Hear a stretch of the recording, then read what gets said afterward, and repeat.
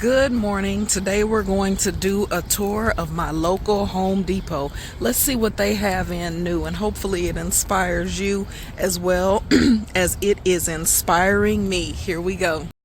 Guys, I don't want y'all to think Home Depot sponsored me. They just have everything I've been waiting for. And look at this. North Spore mushrooms. These are the blue oyster. They're growing out the side, y'all. These you just stick directly in your garden, grows in as little as 2 weeks. Obviously, if they're growing out the side, this is some good stuff. And then they have the homegrown ones and the log kit. This is really exciting if you want to take your garden and really begin to make it something that produces a lot more than just vegetables. I'm starting over in the tropicals. Currently, they have something new that I did not see the other day. Look at there, it's pineapple. They have these pineapple plants for $44.98 a piece. Pineapple plants usually yield only one pineapple, so keep that in mind. They also have various citrus, from your Mayer lemon to your let me see, Mayer lemons. Is this still a Mayer lemon? Yeah, improved Mayer or Meyer lemon. What else do they have? Yep, all of these are Mayer or Meyer lemons. They also have stunning olive trees. Once you get you out, we're in the dark, so I hope the light adjusts, but they have some pretty stunning, pretty tall olive trees. Flip it around, you can see that this tree is taller than me, so this is probably about a 6-foot tree, 7-foot tree. All I'm seeing are Meyer lemons. Oh, there we have some thornless key limes, and it's putting on its fruit. Let's go on around. This is the citrus section. There was also a Persian lime I passed right by. Okay, we're coming into the, I would say, regular fruit trees. They have a persimmon right here, a sweet native persimmon. I'm actually kind of interested in that. That's $54.98, and this is about a 3-foot tree. Oh, with the citrus, they also had some Calmandans. Calmandans tend to always have fruit on them when they come to the store, and Calmandans are the most cold hardy of the citrus that I have dealt with. Okay, here we have flowering trees. So you have your dogwoods, mostly going to be dogwoods here because of my area. Let's see what else I can find. Oh, it smells so good. Crab apples, beautiful. Dogwoods, crab apples. We have some Japanese maples. What is this? What is this? What is this? Oh, they hid some blueberry bushes in here. Look how vibrant that is. Blueberry bush. They also had a red navel orange. I'm sorry I cut off the citrus tour, not realizing they had so much. Over here they have tangerines of different varieties and clementines. Wow. They also have in the flowering section the eastern redbud tree and Japanese flowering cherry trees. That is the flowering section. Okay, coming in here, we have something that I'm quite familiar with, and that is the patio peach tree bonfire. This has become one of my favorite trees. I wanted to show you this one. Look how much fruit has set on this tree. I might actually get this tree. This is absolutely incredible. Look how much fruit is on this little bitty tree. These trees are, I think they're $49.98. Now you might think for a little tree, or for trees, this is quite expensive, and I would actually agree with you. But also remember that a tree is an investment into the future. So in front of me you can see that there's a ton of Japanese maples. These little beauties are all $129, and all of them are about 3 feet. Coming over here, we have some more blueberries. We have full-size apples, full-size cherries. What are these? Oh, fig trees. Different varieties of fig trees, apples and cherries. And these apple trees are very tall. Some of them are 12 feet tall. I mean, they're way up there. Okay, coming over here is another area that I've shown you before. And oh, they still have some columnar apples here. Oh, that's a North Pole columnar apple. These are a lot of the dwarf trees. So we have the columnar trees, and I'm just checking to see what kinds they have. I purchased the Scarlet Sentinel.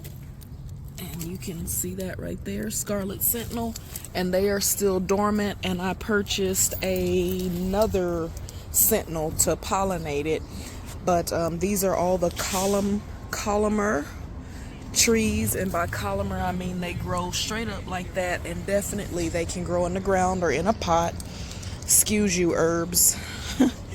They also have dwarf cherry trees. Now remember, the dwarf cherry trees have a cold threshold. They need about 600 hours of cold to produce. These have flowered and look like they've produced despite it not being very cold this year. Let me see. This is a North Star sour cherry. They also have dwarf pink ladies, and some of these trees really aren't dwarves. I wouldn't put them in a pot. Let me see. This is just a regular gala apple, for example, but all of these trees over here are $29.98. Then of course we get into the Bonnie plant section. I'm not going to go through here. These are just all of the general varieties of garden starts. I'm going to tell you the truth, at $5.98 per garden start, you do better going to your local nursery or starting seeds yourself. Rarely do I buy Bonnie starts. I'm gonna be very honest with you. There's only one that I buy. Let me see if I can find it. I don't see it here, but it's called an Ikebana eggplant, and I can only find it by Bonnie, but I don't see it out here. That is the only Bonnie start I buy, just because I think it's diabolical to have a $5 plant start.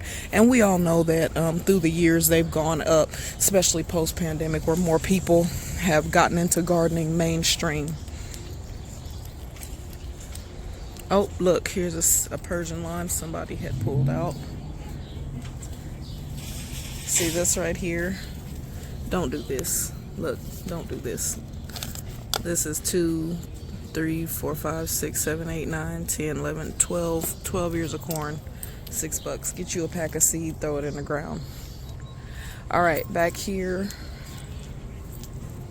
I think these are more blueberries, smaller blueberry varieties, and up there is blackberry. That I am interested in, but I'm gonna check my local nursery first.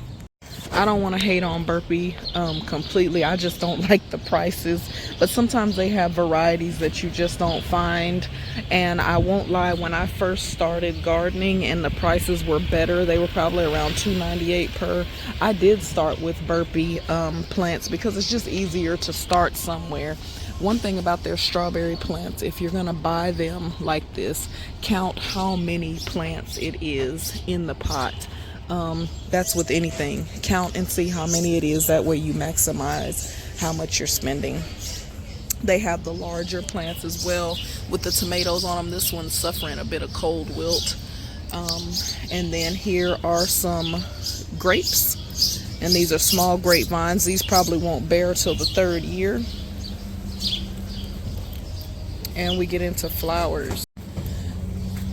So one thing I'm super excited about, and that is this section right here. This section is like tropical plants that I have never seen here, and I don't know if maybe they caught on to the trends. Maybe they looked up hashtag food foresting and realized they didn't have very much for food forests, but they do now. Let me show you. Okay, I'm gonna start with what I came here for today, and that is this Pakistan mulberry. I did my research because you can find some plants at your local nurseries. You can find individuals selling them. This is a Pakistan mulberry tree. These mulberries are like finger length long, And for comparison, this is a regular mulberry tree, and you see the size of these mulberries. Now these will get bigger as the tree gets older, but they're not going to get finger length. Pakistan mulberries are just innately finger length long.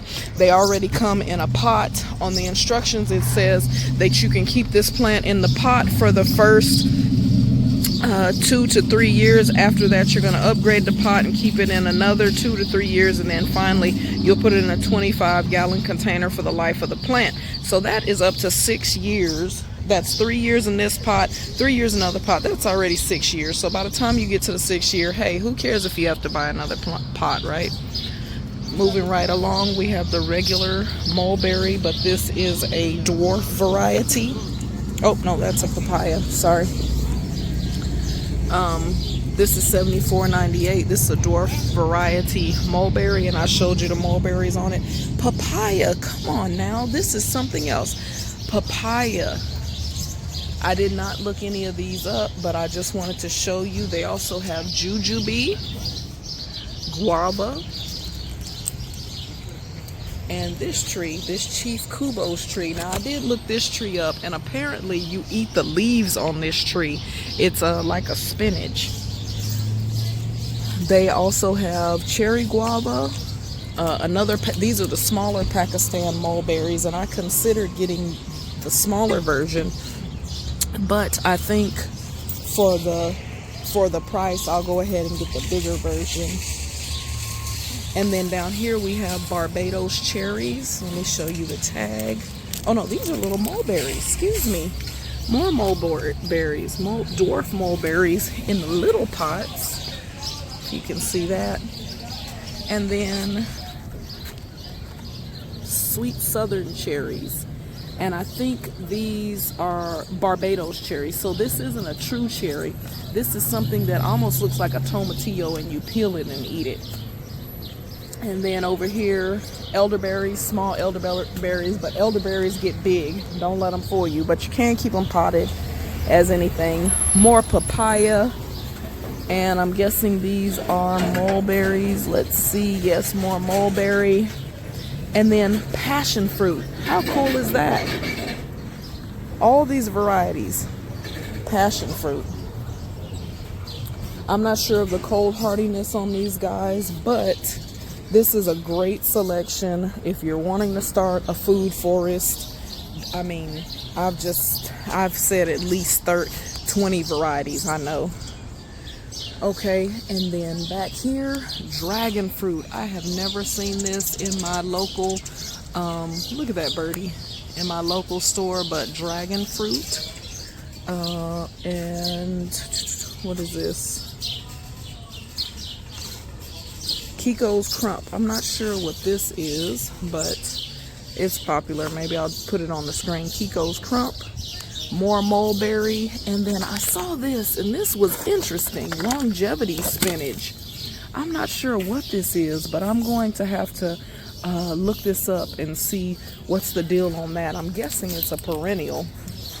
And then, of course, small guavas and small papayas. I'm gonna throw in a bonus, and that is these beautiful braided willows. Now you can't eat willows, but just for the beauty, look at that. I'm strongly considering getting a braided willow tree. I'm not gonna go through the flowers, you guys know all about that, but I did want to just highlight everything edible, and definitely start yourself a food forest. And just consider everything here. Like I said, it is an investment and prices are high, but hey, you're investing in something that's going to last a very, very long time. And for some of these things can last a lifetime and be passed on and be passed down. I've got to go across and get me a cart. Maybe I'll just get a pallet. Yeah, let's just get a pallet or a flat cart. I'm gonna get a flat cart and grab a tree.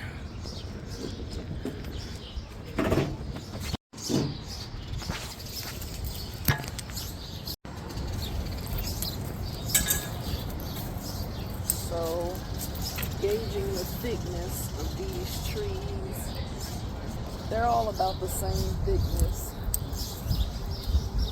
I think I prefer this tree right here. It looks to be the healthiest to me. I just see where the wood stops right here. It's strong. This one has a thick branch, but the side branch is thinner. So this is probably about the most even. So I'm gonna go with this one. I'm gonna get it in my truck. Oh boy, I just vacuumed.